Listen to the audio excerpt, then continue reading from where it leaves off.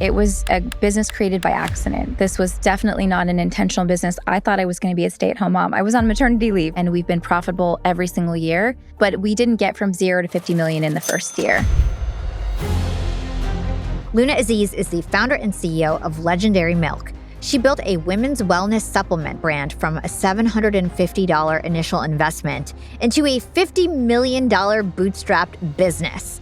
I bought a coffee grinder and a pill encapsulator on eBay for like $100. I started testing formulations on myself, and I posted them on Etsy. I received like 50 orders overnight one day. And now your company controls like 70% of the lactate supplement market. So you've like completely dominated. What would be the most surprising thing people would find out about the price to develop a supplement? So we will not source any ingredients from China. So we have to be really mindful of what's the difference between selling something on Amazon versus selling something on retail? Like, is there any cost differences, shipping differences? The margins are virtually the same between D2C, retail, and Amazon now. Oh, interesting. And I think that's great for us because somebody who wants to be a founder saved up $10,000 to launch your product. What would you tell them to do with that $10,000?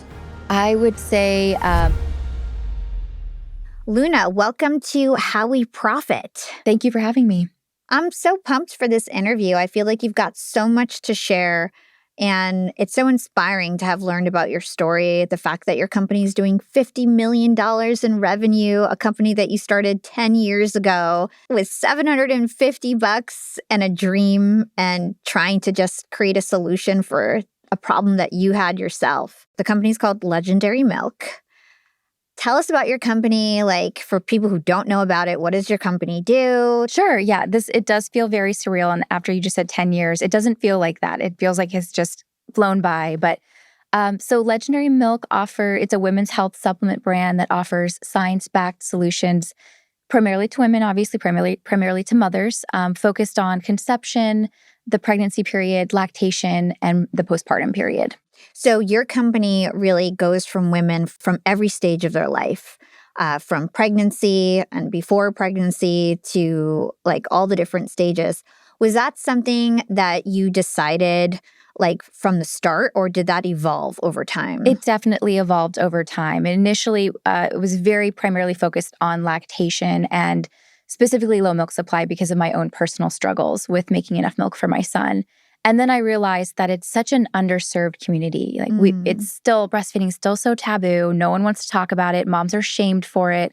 But there are also just hallmark periods of a woman's life where she needs more support, she needs more education, and she needs, science-backed solutions for whatever she's going through, whether it's hormonal, fertility, what have you. So that's where we were able to expand really beyond that to conception all the way through that postpartum period. So cool. I love the fact that you were your own customer. Like you were actually trying to search for solutions. Yes. And the solutions that were out there were not working for you. Tell us about your experience not making enough milk for your child, how you started researching about it, and what actually brought you to the point of wanting to create your own product. First of all, I was my own guinea pig, to your point, which I do not recommend. Please don't ever do this at home. But I had my first son 10 years ago. And I think when we're pregnant and we're kind of in that period of our life, we're thinking about nesting and our baby registry and the labor and delivery and what that's going to look like. And everything else beyond having the baby is kind of like a tomorrow problem. And I think in media, TVs and movies, we've simplified breastfeeding to make it look like it's just a really easy and beautiful and seamless process. Yeah. And so that was what I was expecting. And then my son came a little bit premature, and I was being pushed very heavily to provide breast milk to him to help him to thrive. And I remember I was put on a triple feeding schedule right out of the gate, right after I had him in the hospital. And triple feeding is probably one of the most physically and emotionally demanding things to ask of a new mom. So what that entails is nursing your baby and then pumping directly after for them and then feeding that pumped milk to them. So it's this vicious cycle where that's kind of all you do all day long. Nursing, pumping, washing bottles, feeding baby, changing diaper, and then the process starts all over again. So I did that for the first 9 weeks, not really understanding why it felt like that was all I was doing 24/7. Feeling like I was trying to move heaven and earth just to make a little bit more milk, and he still was not able to thrive on my breast milk. We were having weight gain concerns. He just seemed very colicky and upset all the time. And something didn't seem right. So I worked with a lactation consultant at 9 weeks because I just felt I had my breaking point, and I realized something's not right. I'm doing all the right things and it's still not working for me. And there was a kind of a spiral of shame and guilt that comes with that. Like, why is my body not doing what it was supposed to be doing? Yeah. So I worked with a lactation consultant. And at the end of that, she said, I'm not really sure why you can't make enough milk. I really can't help you with that. Some women just don't make enough milk. But there's a supplement called fenugreek that you can try, and maybe that will help. And that felt very discouraging to think that there wasn't a solution, and I wasn't happy with that. I always joke that I'm kind of like the Hermione Granger of lactation because for me, it's always I need to know the why. I'm just constantly curious about the inner workings of everything, and so that option wasn't satisfactory to me. I needed to understand the underlying reason why I couldn't make enough milk. And I eventually did find out. Yeah. But I did end up trying the fenugreek that she recommended. And I never try to demonize anything that is out there because I think there are options that will work for some moms and not for others. But for whatever reason, I had a really negative experience with fenugreek where it dropped my blood sugar so low that the room was spinning. And I was terrified. I was about to call my husband because I thought I'm not going to be able to take care of the baby. We were by ourselves at home and I had to lay down. So just kind of a scary moment. And I realized that herbs are still medicine and that we need to be mindful of how we recommend these things because we all have very unique body chemistries. And I had a history of insulin resistance and gestational diabetes. And so that lactation consultant probably should have been thinking about a more targeted solution for me, knowing my previous history. Yeah. And so then from there, it felt like there weren't any other options. This was a decade ago. So, you were either just shoveling bowls of, oatmeal into your mouth, or you were eating, I think there was Ovaltine at some point. That was kind of a trending thing to drink Ovaltine. And then there were lactation cookies, and that was kind of it. Yeah. So I started doing research on what women have been using for generations, centuries, to help with milk supply. So I looked in the Middle East and India and South America and Asia and found all of these herbs that I had never heard about that had been passed down from generation to generation of women. And so I ordered them online. I bought a coffee grinder and a pill encapsulator on eBay for like $100. And I started, this is kind of where the guinea pig part came in. I started testing formulations on myself. And I was able to come out with 5 different formulations that ultimately worked for me. I found, I would test, okay, I'm going to try this formulation for a week and see if it increased my milk supply. And if it did, I would continue with the next formulation. And at that point, I was 4 months postpartum. For me, I just felt like I had accumulated so much knowledge over this period of time that I just wanted to share it with other moms because it felt like I was very isolated and alone and that I was the only one going through low milk supply. So I posted the products, the formulations. I ordered bottles and, more pills and all of that, more ingredients, and I posted them on Etsy. I had a little printer. I made my own little clip art labels. I mean, it's really scrappy. Yeah, very scrappy. Just working in my little studio in my house. And I thought, maybe if there's just, another mom out there who's experiencing the same thing, at least she has other options now. And maybe I'll get 1 order a month just as a fun hobby.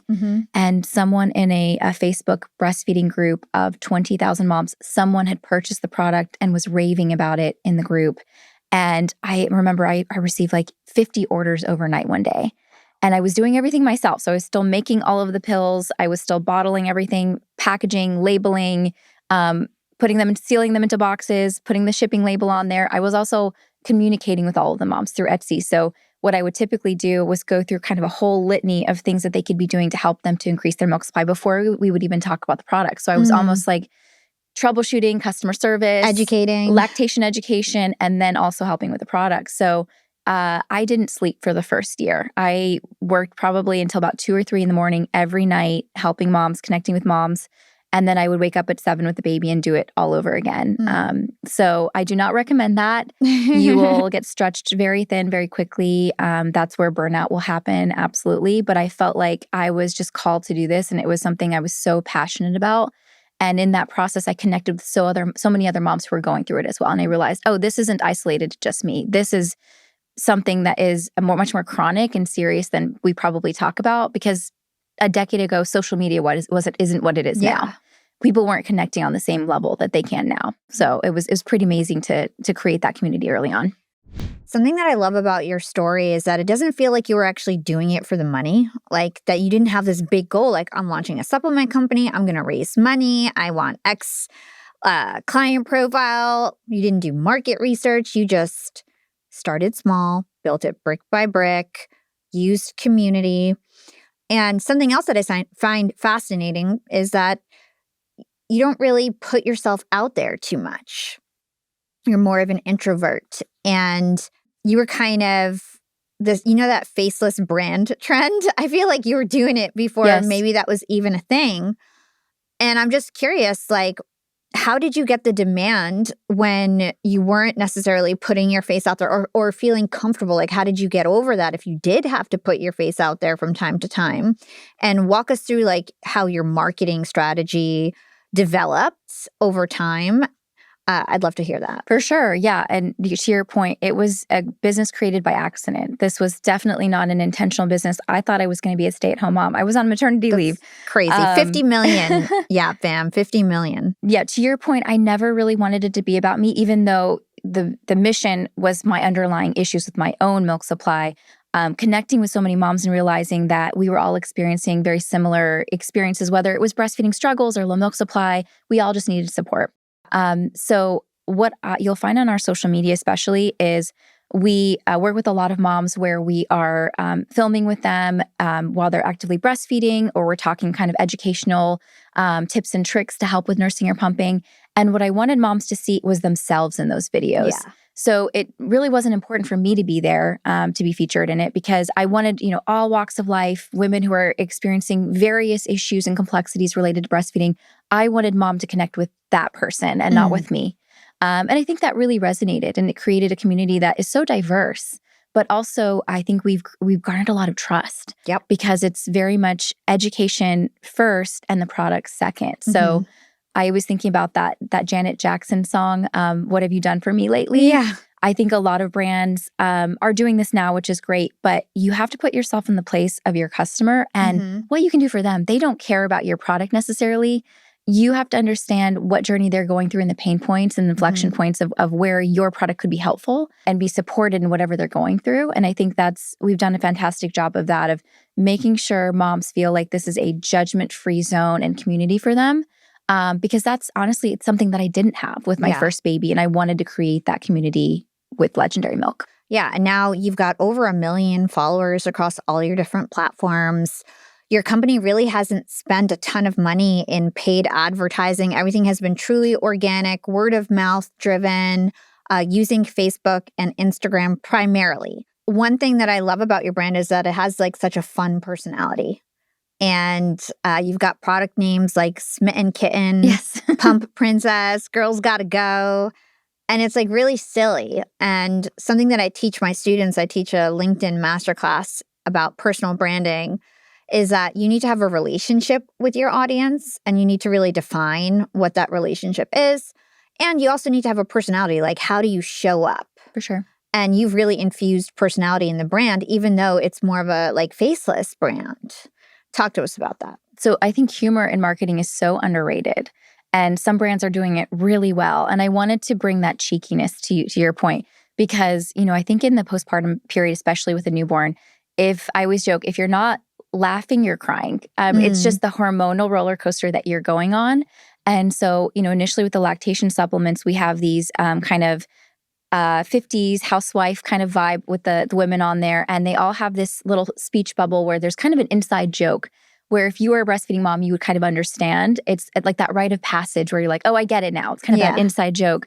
And I wanted moms to just feel like they weren't alone, that we're all going through it and they're doing a fantastic job. And you have the support of this community to hold you up when you're having a tough day. So I hope that they open up, their cupboard and they look at that and they're like, it's not so bad, because I know there are other moms going through this too.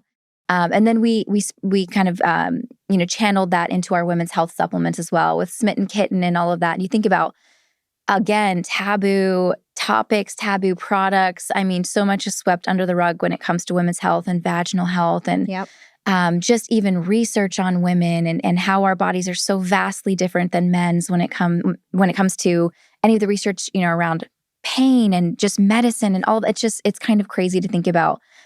So we wanted to make sure that it was in your face. We're not hiding it. It's something to be proud of, to be a woman, to experiencing these things, to be validated in them. I think a lot of women have had to be their own personal advocate when they go to the doctors because things are swept under the rug. Yeah. And certain symptoms that you've experienced where you're like, I don't feel right. My body doesn't feel right. And the doctor's like, oh, that's just part of being a woman, or that's part of the hormones going, during perimenopause or menopause or whatever. And I love that women are finally saying, no, it's not. Yeah. It's not normal. And if you can't advocate for me, then I will do it for myself. And we're looking for solutions outside of, just the preliminary help that you're going to get from a doctor. And you're making it accessible, right? Sure. You're making it really accessible. You're making it less taboo. I love your mascot, Cuterus. Yes. Tell us about that. And did you think of that?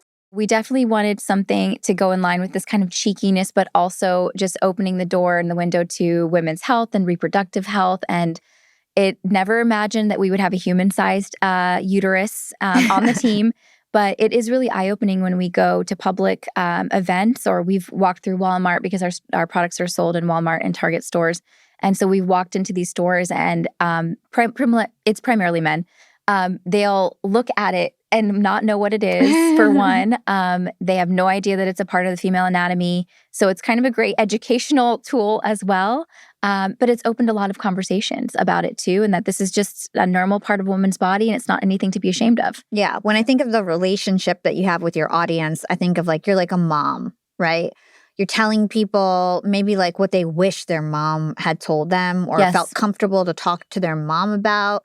Or even their sister or best friend. That's what we get a lot, is kind of that big sister energy. Passing down, you've been through it, you've gone through the trenches. What would you want to share with that next generation of women who are going through this? Yeah, so for the listeners out there, something to think about is what is your relationship to your audience? Are you a mom? Are you a cheerleader? Are you a mentor? A big sister, right? So I love that.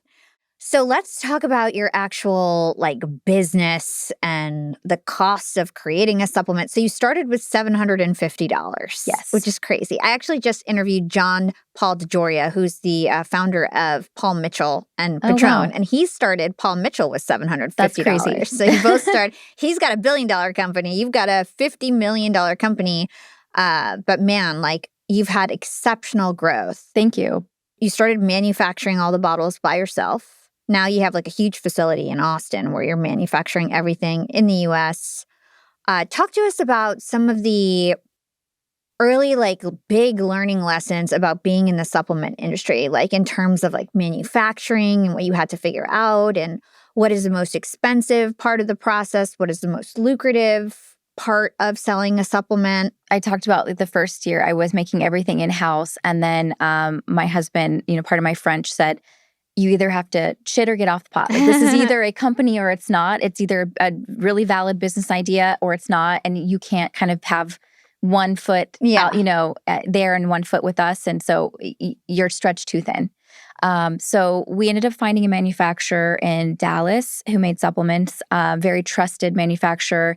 And our initial PO was the smallest that they had ever received. They were taking— How much? It was only 500 bottles over the span of, I think, 5 products. So, and how much do you think that cost back then? Oh gosh, I can't. It was a tiny, a few $1,000s maybe. It was a tiny so you did PO. a run, 500 bottles, $3,000 or something like that. Yes, okay. They were not expecting. I mean, we had been vetted by other manufacturers and tried to talk to them. They were they just closed the door on us. They're like, this is too small. We're not taking the hit on this, because there are expenses involved with even running a small PO like that on their line, right? Especially when they had bigger clients than us. Mm-hmm. And you did all the bottle design, marketing, you did it all yourself. Absolutely. We had a fantastic designer who, initially it was my clip art, and then I found a designer who basically took the ideas straight out of my head and put them on paper. Nice. She was so talented, and she helped create our website and the women that are featured on there as well.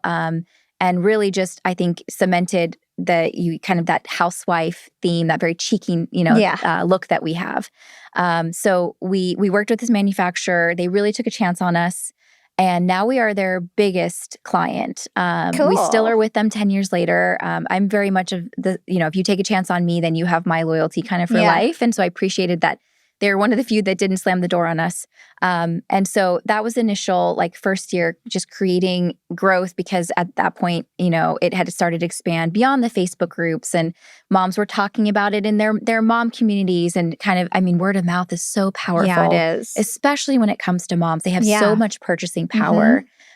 So, it was still very organic, very bootstrapped, but it was definitely growing. And our social media exposure had also grown quite a bit, because I was really focused on the education. So moms were starting to follow us. They were starting to share with their new mom friends. And the interesting thing is I started to notice that when I was out and about, or even now, 10 years later, I might be at a conference where a mom will come up and say, "You saved me during my breastfeeding troubles, anything that I was going through. I would go to your page and find some sort of tip or trick that would help me. And I never used your products, but I had a girlfriend who was going through clogged ducts or mastitis, and I immediately recommended your products." And that is so hard to replicate. Yeah. Like, just the trust that they had in us. I don't take that for granted. And I truly appreciate every interaction I have with these moms, because it's just so rewarding. It's, I tell my team, we're not selling a bag of chips here. Like, there's a very much a tangible connection, emotional connection that we're making with these moms. Sometimes they reach out to us at the lowest point in their postpartum period. They are ready to quit that moment, that day. And our customer service team has to rally around them and be their cheerleader sometimes, because they may not have that support at home. Yeah. And I take that very seriously. And now your company controls like 70% of the lactate supplement market. So you've like completely dominated this market. And a lot of it has to do with the trust that you've built with your community. You provide trust with educational content, also through your customer support, which every person has to have 90 hours of training. Yes. And they're breast milk like experts? Like, they who are, yes. Like, yeah, talk to me about it. So there's a lactation training that they take, to your point, just understanding the foundations of breastfeeding. Not every customer service person that we hire is a mom, so they may not understand. And I always think about breastfeeding as almost like a foreign language, where there's so many complexities to it. And if you haven't lived it, you don't really understand, can't put yourself in the shoes of what a mom might be experiencing. So they go through this training so that they are able to effectively troubleshoot with moms who reach out. And initially what happens is, if mom reaches out, for example, and just says, "Hey, I'm having trouble with my milk supply. I'm concerned I'm not giving enough to my baby." Right off the bat, our customer service team has a list of questions that they're asking to help troubleshoot with this mom.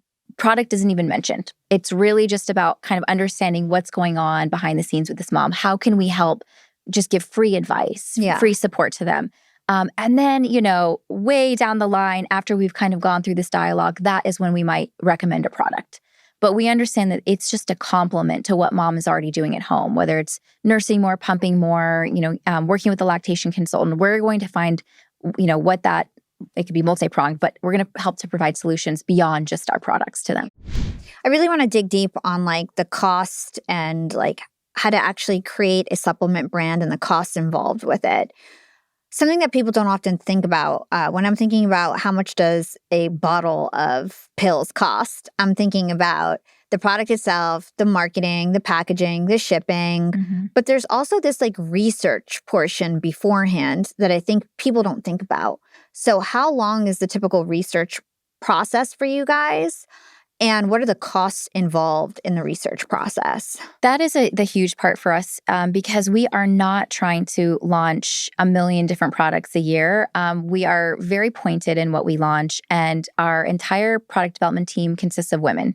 So we will have very candid roundtable discussions about just our own personal experiences with hormonal challenges and ovarian cysts and vaginal health and perimenopause. And I love those conversations, because very rarely do you ever kind of hear that from people, because it's so taboo, right? So your own team becomes your market research. Absolutely, yes. And I do think that we obsessively follow what our customers are saying too. And I think in the early days, that was a huge part of our success. Is I was in those Facebook groups listening to what moms really wanted and trying to address those needs. So I think that's a tip for anyone who is creating a brand or a small company right now, is be obsessively following what your customers are saying, because I'm sure there's little pearls and tidbits that you can take from that, and maybe have your next product idea come from that.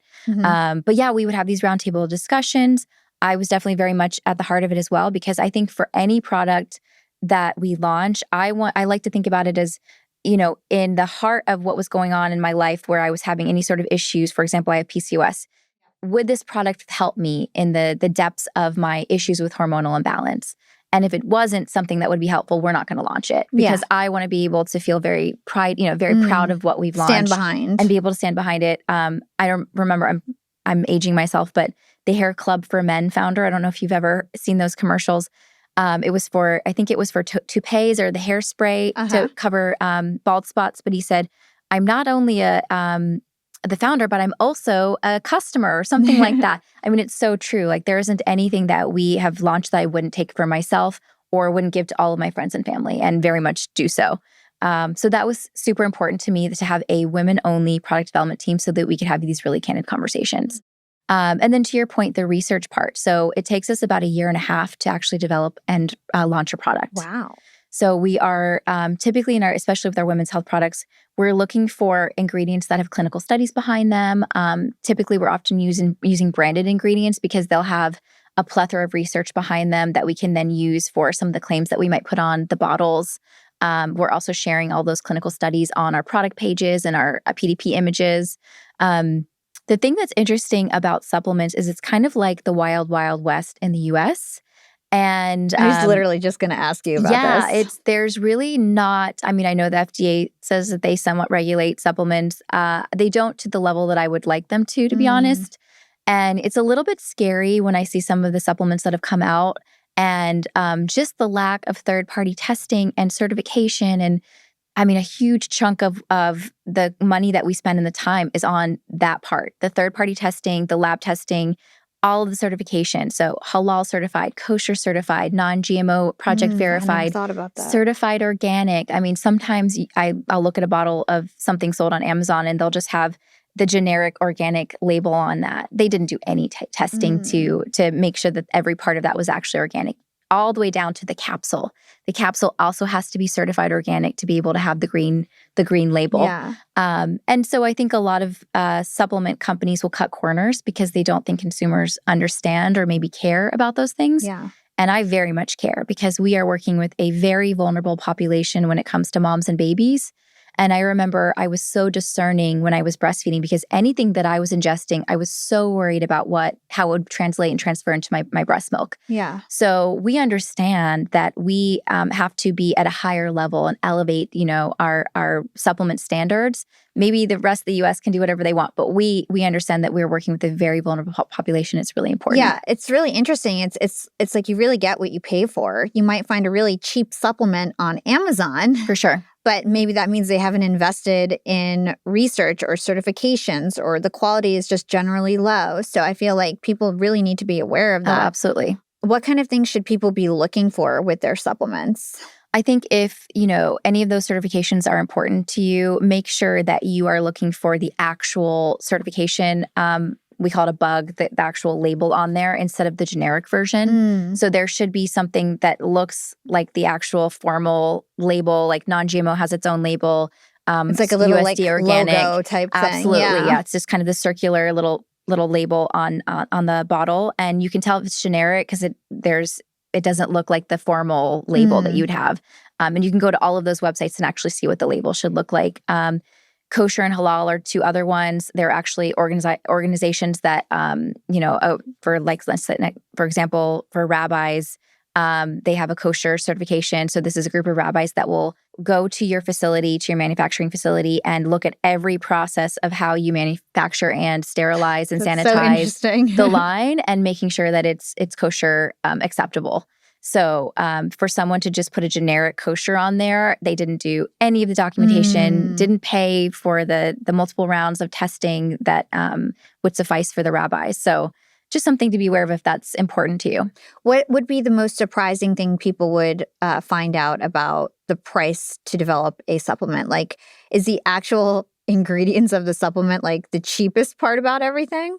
I wouldn't say it's necessarily the cheap. I mean, I think that maybe it's a unique situation for us because we're working with a lot of herbs that are a little bit unique and very specific to lactation. So there are certain ones that we source from different countries, or certain countries actually that we refuse to work with. So we will not source any ingredients from China.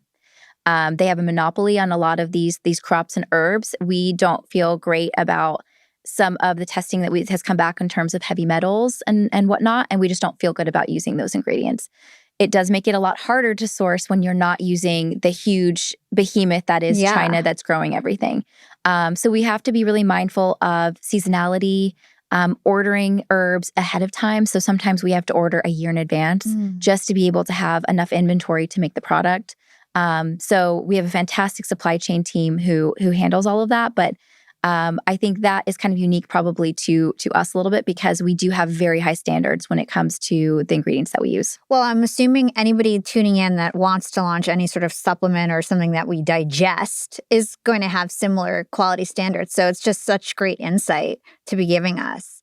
What are some of the metrics that you guys are following as a business? Like, what are some of the key metrics that you guys are looking at? So we are omni-channel, which comes with wonderful, there's pros and cons, obviously, to being omni-channel. So we sell our products on Shopify. We're on Amazon, of course. Unfortunately, you kind of have to be in this day and age. I'm going to ask you about that. We're also in Target stores and Walmart stores. I like to be where moms are, and that's typically where moms are shopping is, Target and Walmart. I remember with my baby, that was kind of my escape. I would go and grab a Starbucks, and we would spend an hour just moseying around the aisles, just whiling away some time. It was like my me time. So we're in a little less than 2,000 Target stores nationwide. Thank you. 4,000 Walmart stores nationwide. We're also in some small, I shouldn't even say small because H-E-B is amazing. Yeah. But it's more of a local grocery chain. It's like our Austin pride. Absolutely. Oh, everybody in Austin loves H-E-B. Who doesn't love H-E-B? So we're in H-E-B stores. We're in Meijer, which is kind of a Northwest grocery chain as well. But we've been really mindful about where we go because it doesn't make sense for us to be everywhere, especially because we are a niche market. We're focused very much on postpartum and lactation. So some retailers just don't make sense. And then beyond that, we're also on TikTok Shop, which I have a lot of opinions about TikTok Shop, both good and bad. But yeah, by virtue of us being omni-channel, sometimes it can be hard to kind of wrap your mind around all of the numbers and the sales and the profits and where you're kind of hemorrhaging money. TikTok shopping, one of them. If anyone is watching and knows how to be profitable on that channel, please let me know because I find that it's one where we spend a lot of money on influencers and samples and ad spend. And there really isn't any profit to be found on that channel. Interesting. So much hype. So much hype. And we do have sales on there by I shouldn't say that, but the commission rates are so high, the hidden fees associated with that channel, it's very expensive to sell on there. And so what we found is I wouldn't say it's necessarily even a sales channel as opposed to like a marketing channel for us. It's like because more brand awareness. It truly is. And we've seen a halo effect where it's impacting our retail sales and it's also impacting Amazon sales because someone might see a video on TikTok Shop about a product and won't initially buy on there, but they might go into Target I think it's the lack of trust. It is. Because you haven't done much with paid ads. So that's almost like being viral, going viral is sort of like a paid ad. For sure. Because people are not necessarily going to follow. Oh, absolutely. But they're going to see the content, and it's almost as if they saw an ad, but then they see you in Target, and suddenly you have more credibility because you're not just a TikTok brand. Absolutely. I think there's kind of this inherent thought that if you're in a retail store, that there's been some sort of vetting that's happened behind the scenes and that this is a good brand. Or it's like so popular, right? Absolutely. Yes. It validates that. Okay, so let's talk distribution channels. I think this is one of the most interesting parts of your story. So you started on Etsy. Are you still on Etsy? Yes. Yeah. I mean, we're on Etsy, but it's not we a big don't sell channel to level. for you. Yes. Well, I always tell people who are not entrepreneurs yet, I'm like, just start an Etsy store. I feel like it's such a great absolutely first place to start. And like being able to channel demand. You knew that moms are on Etsy because they're planning their baby showers. They're already on that website heavily. So you ended up being where they're shopping. And then what was the next thing that you started? Was it your Shopify store? Shopify was next. And to your point, I mean, 10 years ago, Etsy looked very different too. And we still have our Etsy shop because we garnered so many reviews. And I think that is another trusted resource, right? I think sometimes now we even have to question reviews because you just don't know where they're coming from. Or is it more of like kind of that gray market where like people are paying for reviews? And so these were legitimate customers leaving their reviews. We had fantastic, fantastic rating, fantastic feedback. So I just wanted moms to see that and say, especially in the early days where they didn't know about us or they're learning about us initially, to say, oh, this is legitimate. This actually helped a mom to increase her milk supply. So then we moved to Shopify. And then a few years in, we were actually approached by the target buyer. So she had just had a baby, and that's how she found us. So what typically happens is most of the time, mom doesn't hear about us in the conception period, in the pregnancy period. She's in a kind of a whole other realm of thinking about just preparing for baby. And it's shortly after she gives birth that she finds us. So that was the case with this target buyer. Because they never know if they're going to have issues Absolutely, or not. Yeah. And I don't want them to expect they're going to have problems. And if they do, of course, they have our community to pull from. They don't always have to use the products. So Target was the first retailer that picked you up, and it was actually a fan. It was a fan. It was a customer. That's amazing. And she loved the products. And I mean, talk about like building trust already and not really having to have any proof of concept or proof of business because she was a customer. Yeah. And so she was the first to take a chance on us and brought in a few of our SKUs. They did very well in store, I think because of, one is the product packaging is just cheeky and it looks a little bit different than everything else on shelf. Yeah. It's fun. And the other thing is we were kind of behind the scenes. I was building this huge social media community in a way that other lactation brands weren't really focused on. They were very much focused about kind of shoving product down mom's throat. And I went from a different avenue of I want to just support mom in whatever she's going through. Yeah. And the products can be kind of a support after the fact. And it worked for us. It was definitely a model that has, stood the test of time over the last 10 years. So you started off on Etsy, you go build a Shopify site and your DTC. Let's pause at that moment. First of all, did you create the Shopify website by yourself? We had our designer was kind of a triple whammy. She was a graphic designer / illustrator / coder for websites. So she kind of built the first website. Was that your main hire initially? She was one of the first. She's fantastic. I mean, just so talented. And so we had kind of a basic Shopify site that worked for a few years until it gets more complicated and more bugs happen. But it definitely worked for our purposes at that time. And I think 10 years ago, if you think about D2C, I mean, there was a lot more power in D2C at that point. You could have full control of your customer data and all of that on there. It was very cheap to acquire a customer on Shopify. I would say that over time, that is not one of our main sales channels anymore. So DTC has become less important, but it was a good way for you to start. Oh, absolutely. Yeah. So for new founders who want to try Shopify, you can go to shopify.com/profiting. They're one of our long-term sponsors. Wonderful. And they're amazing, right? Yes. Like they're so good to get your feet wet in the D2C space. I agree. And so you are using Facebook and Instagram to drive people to your Shopify site. Yes. And then you went retail. Has retail become your main distribution channel? I would say it's a mix between retail and Amazon. Okay. If I had to And were you weary of putting your stuff on Amazon at first? Yes. Why? I have mixed feelings about Amazon. I understand that a lot of us shop on there. I shop on there as well. And I understand when mom is in panic mode and she needs something right now, it absolutely makes sense. She's not going to wait a week if she has an active clogged duct or mastitis, and I wouldn't expect her to. So I appreciated the expediency of being able to deliver our products to moms when they needed it, right then. What we initially started with was just kind of dipping our toe with Amazon and not putting all of our SKUs on there. We just wanted to understand what was happening. And to be honest, I was the one who listed our products, and I'm not an Amazon expert by any means. I remember a few years after that, we had an Amazon agency do an audit, and they were like, you don't even have product photos on here. You have like one image. And I'm like, yeah, that was me. Yeah. I was our Amazon expert for a while.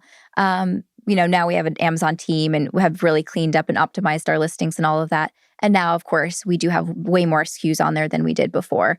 But there are still some products that we have not put on Amazon because they do well on D2C. I think it's still important for us to have a presence there as well. Yep. We've tested certain things on TikTok Shop just to see kind of what happens in terms of, your point about virality.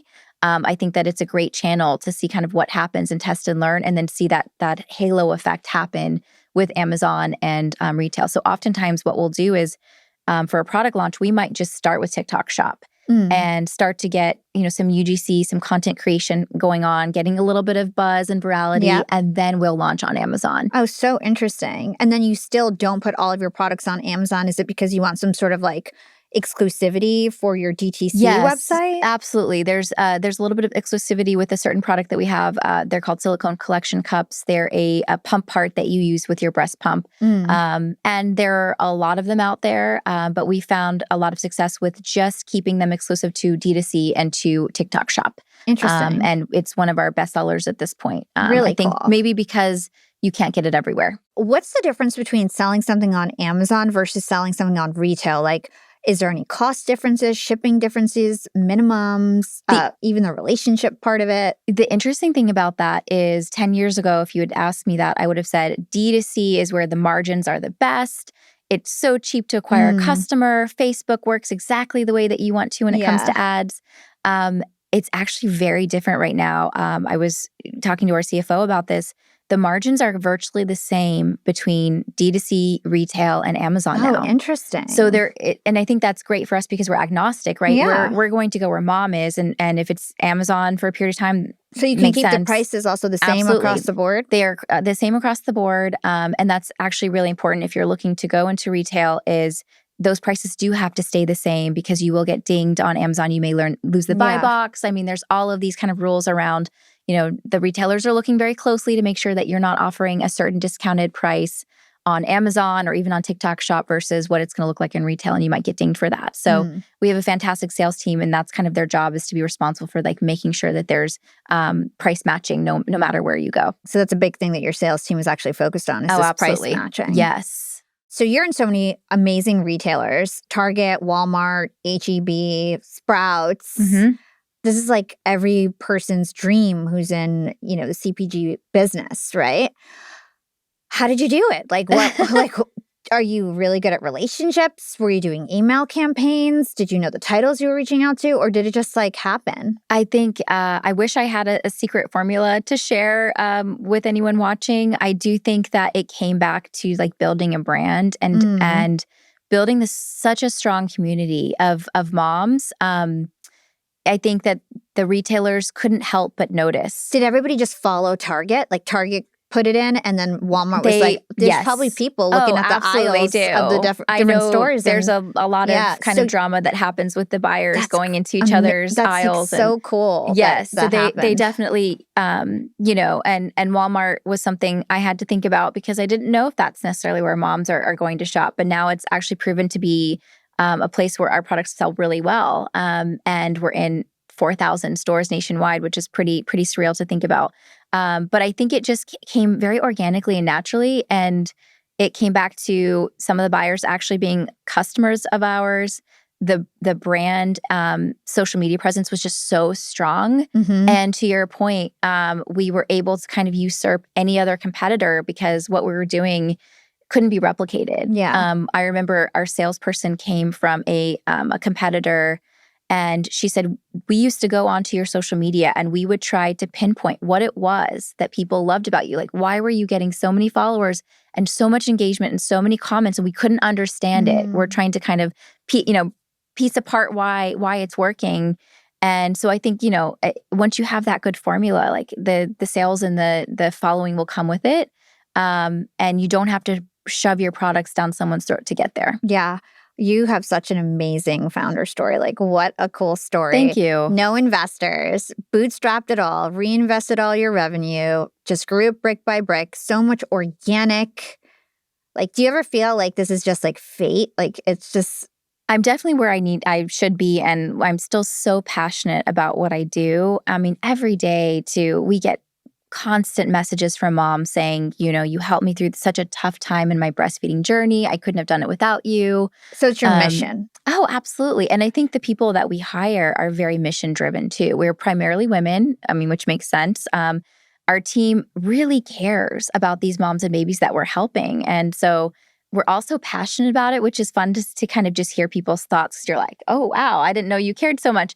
But also it just resonates with me because I want to work with other people who care to this deep of a level. And I think it just elevates us. And we started out with a very small skeleton crew. I mean, I think with every founder, you feel like you can do it best. And ultimately, you find that you're actually the one stagnating growth because you think that you're the Jill of all trades and that you are the expert. And actually, there are people who are much smarter than you and much more capable in certain areas. And you should probably focus in on your strengths. Yeah. And I learned that the hard way over time. And now we have a fantastic, very capable, very smart team that I learned from every single day. Yeah, you were telling me offline that, you're not really paying attention too much to the finances necessarily. And I'm really the same way. I've been getting more into it with my business, but I get more excited about creating new products, building community, being the visionary of the brand. And I've hired around the places where I'm weak. And Absolutely. Every good founder should do that. So at some point, you were super burned out. And you were like, I need a leadership team. Even your husband, I think, works for you. I'm curious of what he does for you guys. But how have you designed your team? Oh, absolutely. Yes. So my husband is our COO, and we also have a very strong CFO. She is a dynamo. She's terrifying in the best ways. She's just so smart, so capable. I mean, when people say we all have the same hours in the day, she doesn't. I don't know how she gets this stuff done. She amazes me every single day. And she's very much looking into the financials and really digging in and trying to understand, because we are omnichannel, just not letting anything get out of control, because that can happen very quickly where, we were looking at TikTok Shop, for example, the other day, and we're like, what are all of these hidden fees? All of a sudden, we're paying 10% more than we were the previous month. And that can happen very quickly when you're omnichannel, because you have to be able to kind of get full control over what all of the distribution looks like in your sales channels. So I really credit her with helping us to get organized and implementing processes and all of that, which were very much needed. We operated under a skeleton crew for quite a while, and then we started hiring in marketing, accounting, and finance, regulatory. So we have an in-house regulatory person who's essentially just looking to make sure that any claims that we make are substantiated, that we have research behind them and all that. I think that's really important. And I think a lot of brands get in trouble because, again, back to the Wild Wild West, where there's certain things you just can't say. They're not proven. There's no research behind them. And that's where you kind of get the slap on the wrist from the FDA. So it's super important that if you're thinking about working in supplements, that you have a regulatory team behind you, even if you're going to hire someone to do that for you. You outsource that. It's super important to have that. But primarily our management team are women. Our head of product development is a woman, CFO, head of marketing, head of sales. And And you have a board now too, right? We do have a board. And I think it was really important for me to see women in manager and director roles, because I don't know about you, but I never had a female manager before starting the company. I just never saw that happen. And so I wanted, especially young women who are starting with us, maybe this is their first job out of college, to be able to see role models in their bosses and think that I want to be like this person in 10 years.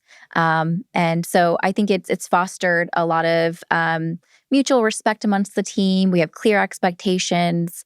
I'll get on my soapbox for a second about the one thing that is a pet peeve of mine is when small businesses or companies will say we're all a family. I don't think that my team members are my family. I think it is actually inappropriate to kind of even to relate to that, because I have a family. I have 2 kids, and there are certain things that they can say or do that I accept because they're part of, they're my kids. Yeah. So the other day, my son said, I really didn't like the ham sandwich you made. It was really dry and terrible. I want Dad to make it next time. I have to accept that abuse from my son because he's my kid. Yeah. But I think that when we're permissive and we say that this is part of your family. Well, you don't pay your family to interact with you and hang out with you for 8 hours a day. And you don't fire or terminate or let go of your family. You know, I think that it sets unrealistic expectations. Yeah. I think what I'm always expecting from my team is mutual respect, mutual support, clear expectations. And I think that we've really fostered that environment where we are kind to each other. We're able to have constructive discussions and discourse, even if we don't agree on things, because again, we're all very passionate about what we're doing. But ultimately, we are here to help moms and babies. And I think we've done a fantastic job of that. So how many people are on your team in total, would you say? There's about 40 of us altogether. In all Austin-based? So we do have some remote people, because I do think when you start to specialize, so for example, for Amazon, we found a team in California where that was kind of their bread and butter. it wasn't something that we could necessarily find in Austin. So wherever we need to, basically, where it makes the most sense, we're going to outsource. But we do try to keep everyone in the Austin office if we can. Very cool. Okay, I want to do a little segment called Founder Failure File. Okay. So I'm going to just read off some questions to you because we all learn best from failure. And why not help other people tuning in not repeat the same mistakes that you necessarily did? So are you cool with this? Sounds good. All right, let's do it. What was your worst product launch? Oh, goodness. There have been a lot. There have been many. This was probably, if I went back to why it failed first, it would be because we weren't listening to our customers in the way that we should have. Again, obsessively listening to the customer and what they wanted. There were these breast milk bags. So if you are a pumping mom, you collect your milk into these milk bags that you then store in the fridge or freezer, and then you can feed it to your baby at a different time. And we had gotten some feedback from moms saying that their milk smelled off or tasted off after they thawed the milk. And in me doing more research, because I had to put the why hat back on and understand and do the deep dive, we realized that it can be due to light exposure. And so we created a bag that actually was completely opaque and had an oxidation layer inserted inside of it so that it could basically prevented oxidation of the milk. Really cool product. Yeah. Very neat, and I think kind of ahead of its time. But then we realized, because it was completely opaque, when mom poured her bottle of milk in, she couldn't see any measurement lines of where how much she had pumped. And that was really important to mom because she's bricking these bags, putting them in the freezer. She needs to know the exact amount for, a month from now when she goes and thaws that milk and feeds it to baby.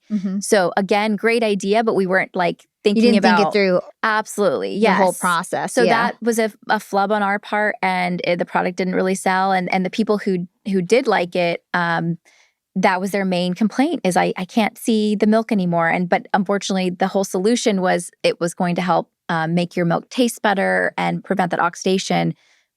But obviously... But you learned from it, right? Because then you put out another sort of physical product, right? Yes. That wasn't a supplement. And did you do it differently this time? Definitely primarily focused on supplements. We've kind of expanded into gear a little bit.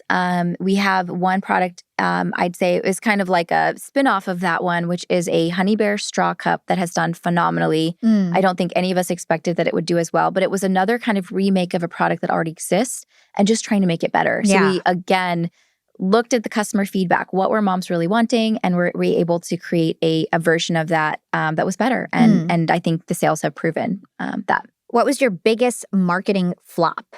I probably... Is it TikTok? Oh gosh, TikTok there's so many. TikTok, certain, influencers and creators that we worked with that were, early on, certain reality TV stars that, I remember one was asking for $20,000 to do one post, and we did it. And I think we got 2 sales from it. God. You just don't know. And, it's early days and everyone was kind of into this very, the big, influencers. Yeah. That's what you were supposed to gravitate towards, and you spend your money towards that. So, we lived and learned. It was a good learning lesson. But I do think TikTok Shop, I can't even say that it's a bad investment because it has helped from a marketing perspective. And to your point about brand awareness, but from a purely sales channel, I would never put all of my eggs into that basket. On the flip side, I know that Facebook, Instagram has worked really well for you. Is there any other marketing channel that you want to highlight that we didn't talk about that you're like, man, we get a ton of sales this way, and people might not think about that? I'm trying to think. I mean, Google, for sure. Google Ads is another. Okay. So you are doing a bit of ads. A bit of ads as well, yes. We've definitely started incorporating more on Facebook, Instagram, TikTok, and Google as well. We also have email marketing. We have a pretty robust email marketing channel as well. Quite a few subscribers that we've accumulated over the last decade. And I'd say the same premise that we use for social media is what we do for email marketing. So it's very much education first and then product second. And that has worked well for us. What was your most painful inventory mistake?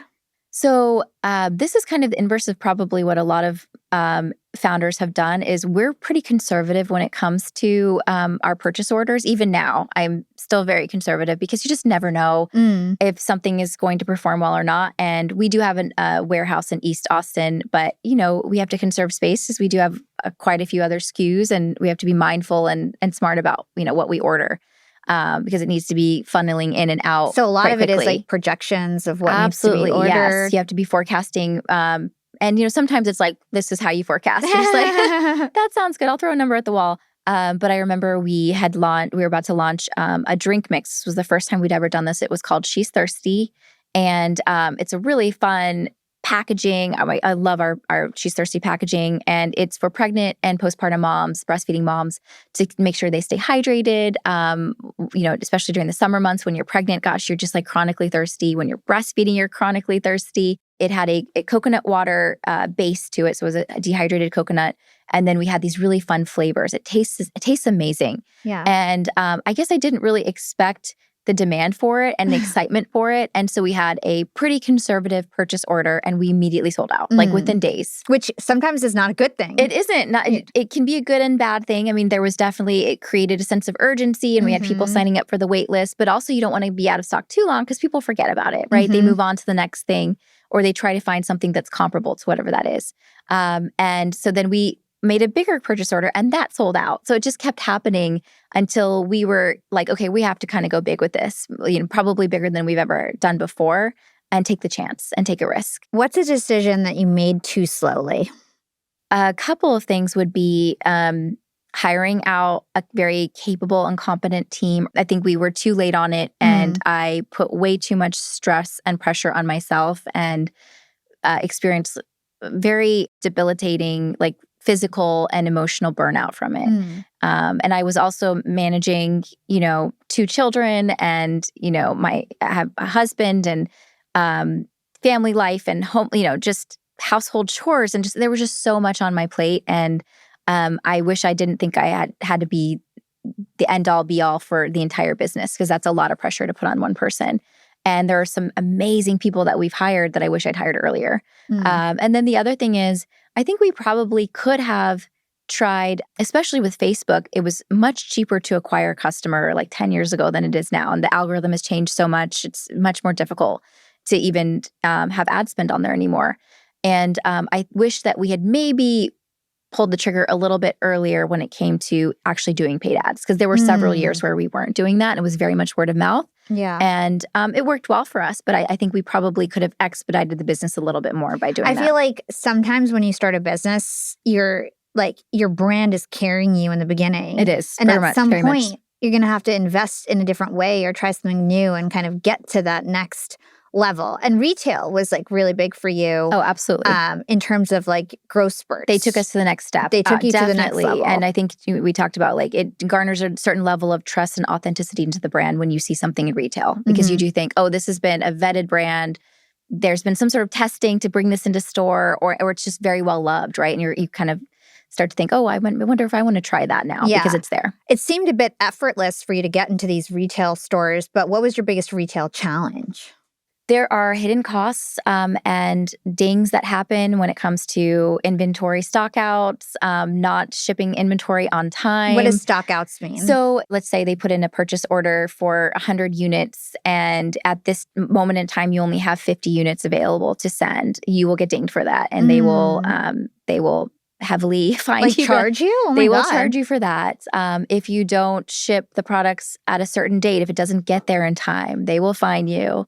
So, I mean, just those are all the hidden costs that you don't realize until you're in it. And some retailers are better than others and easier to work with, but they all have certain rules and requirements. It sounds like your husband has to worry about that. That's, mostly like supply chain. I would say he does the not fun stuff, but mostly supply chain. And our CFO is fantastic about making sure we're keeping up on all that inventory as well. Okay, another game I want to play with you is a SWOT.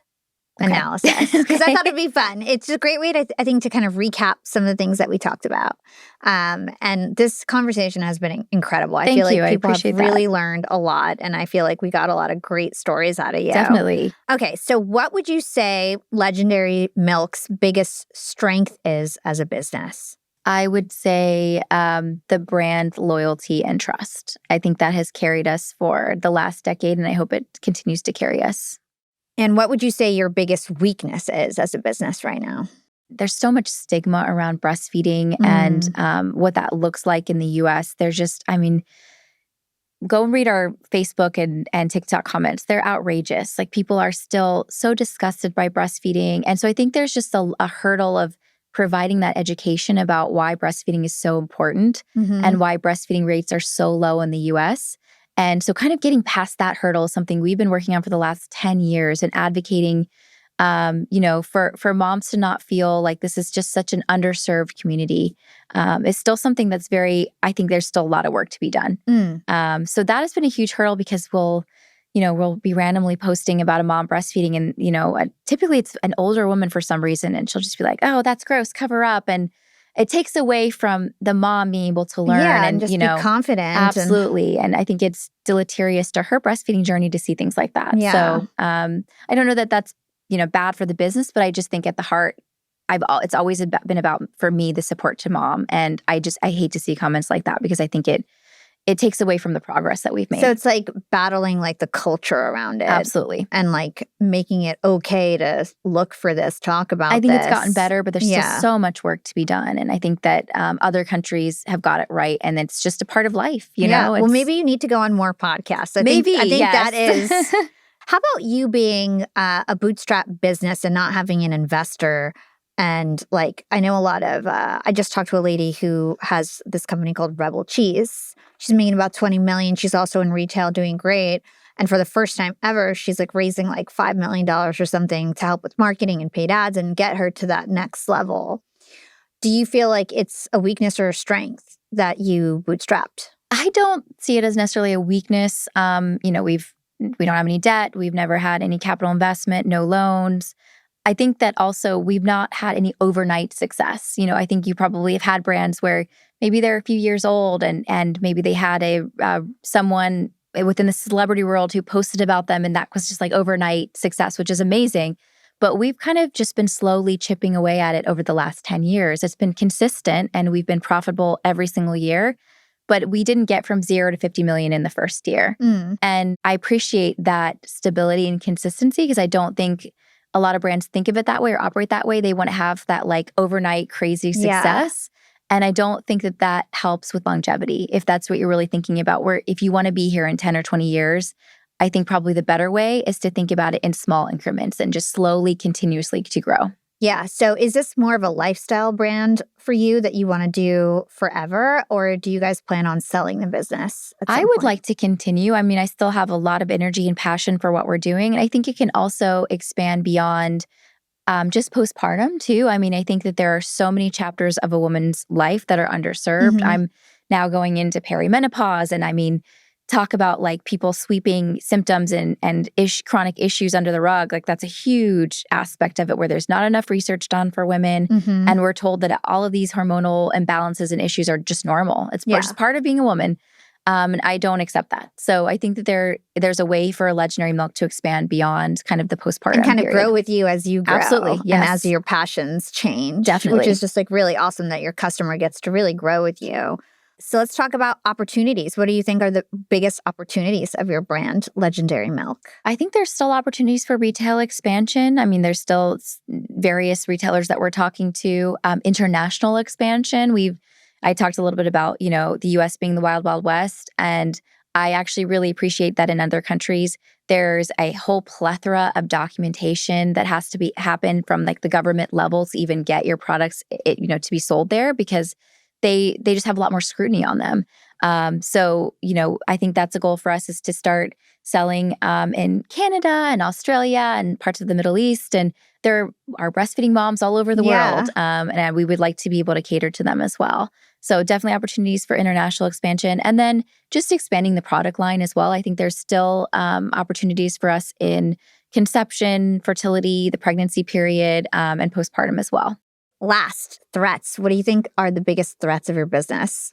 I don't see it necessarily as a threat, but I do see competitors pop up all the time, which I appreciate because, kind of speaking back to, when I started this 10 years ago, there weren't a lot of options. It was fenugreek and kind of cookies and lactation cookies and brownies, and that was it. And I think that mom should have options. I think it's really important for her to feel like we all have unique body chemistries, and what works for one mom might not work for another. And I don't want her to ever feel like she's run out of options and solutions for her. So I see other brands popping up all the time, and I love that. I think it's great to have healthy competition, and it makes us better too. Yeah, I love that. Well, thank you for that SWOT sprint. I feel like that went really well. I'm going to do that with every founder from now on.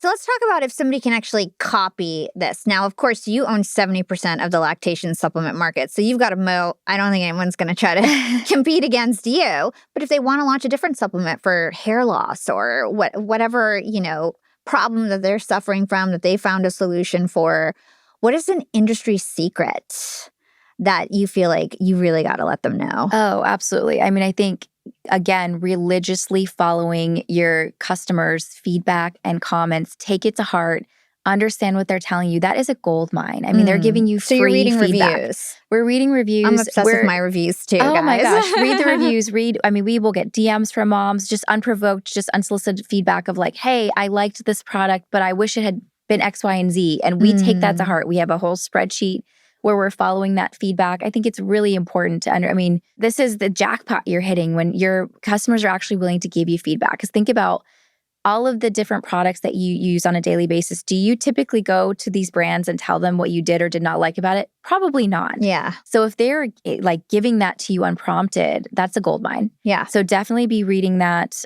reading the feedback. Go to the places that your customers are at. So I join the Reddit forums. I look at the Facebook groups. Again, I'm not actively breastfeeding, but I want to understand what moms' pain points are and what they're experiencing in this period of time in 2026. Yeah. Because it looks very different than 2016 when I had my baby. So I think that's really important for any brand is I promise you they are not interested in your product. Find a way to relate to them in a way that you understand their pain point and then relate it to your product.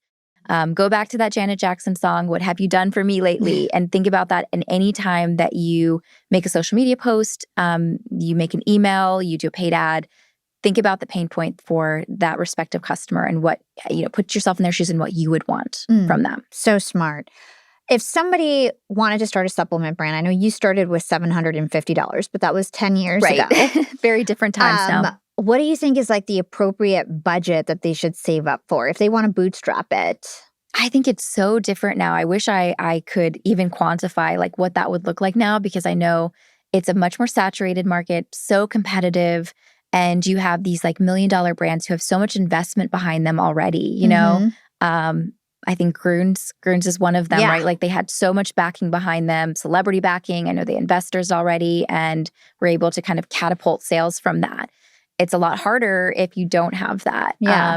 But I think you have to understand what your premise is as well. I think Grüns, they said something about the science wasn't important to them, the clinical research. It was about it just tasting good from a compliance standpoint. And so that's what their laurels are. That's, kind of their mission is to make good tasting supplements that maybe aren't necessarily as effective. And that's fine because I think that there's a lot of consumers who they enjoy the gummies, they want to keep taking them and they'll continue to take them and probably get some benefit from it. Yeah. And so I think just understanding what you bring to the market that's what unique. Makes you different. Absolutely. What are your key differentiators? Because it's a very saturated market and I have seen small brands just burn to the ground because they didn't understand how they were different and how they could differentiate in the market. Okay, so let's say you're somebody who wants to be a founder, a new founder. You saved up $10,000 to launch your product. What would you tell them to do with that $10,000? I would say find out what your strengths are and outsource everything else early on because I promise they're experts in the field who are more educated on this, more competent, who can absolutely help you right out the gate. Definitely bringing some sort of awareness or creating some sort of awareness on social media. that's free advertisement for you. Create a presence there. So it's like figure out what your brand is. Like, Absolutely. What do you stand for? What's your Figure mission? that out for sure. Yeah. Yes, definitely. I think there's something to guerrilla marketing. I think Kendra Scott does this a lot, or she did, early on, where anytime that she was opening up a new store, she very much entrenched herself in community events and really creating a presence in whatever city or town that she was in. Okay, so start local. So start local. I think that there's definitely some validity to that, and also is a great way to get kind of a mini focus group of people who can give you feedback on before you what they invest like or too don't. much. Absolutely, or try to get investors. because there's probably like holes because you're on like tunnel vision, right? You have a certain goal in mind. You think this is going to be the next great product, but there are probably holes that someone could pick through it because they're not so closely attached to it the way that you are. Would you recommend that? So you were saying start local, but how about Amazon? Do you feel like that's like the second step is like getting your stuff on Amazon or should it be DTC, your own website? I mean, I think that there's benefits to both. I will say Amazon has changed so much over the last 10 years. And probably what I did where I launched everything on our Amazon by myself, probably wouldn't cut it these days. I just think it's very competitive on there now. And you have to have your optimized listings and your A+ content and your PDP images. And there's a lot of compliance that comes with that with supplements. So that's another thing is that we didn't touch on is just getting insurance is really important. Amazon will require it of you. And it's just something good to have in case, God forbid, anything happen. It's really important that you have insurance for the business because supplements are, again, something that you ingest. And, there comes a level of risk when it associated with that. For somebody who's out there tuning in and they really want to start a business and they're similar to you in terms of like they're a little bit more introverted, but they have a great idea, what is your final piece of advice to them? I think I would go back to start small, reinvest in the business, and obsessively follow what your consumers or future consumers are saying and what they want. Because there's probably some validity to what you want to launch, but they'll pick at those holes and make it better for you. Luna, thank you so much for joining us on How We Profit on Young and Profiting. Thank you so much. Thank you. I appreciate it. And that's how Luna and Legendairy Milk profit. Every business has a hidden engine, and today we learned that for a consumer wellness brand, the real leverage is trust. Luna built trust with her community before she ever asked for the sale, and that trust became her biggest growth channel. Thanks for listening to How We Profit Wednesdays, the Young and Profiting series where real entrepreneurs share real numbers, real margins, and the real story of how their businesses actually work. I'm Hala, and I'll see you next time.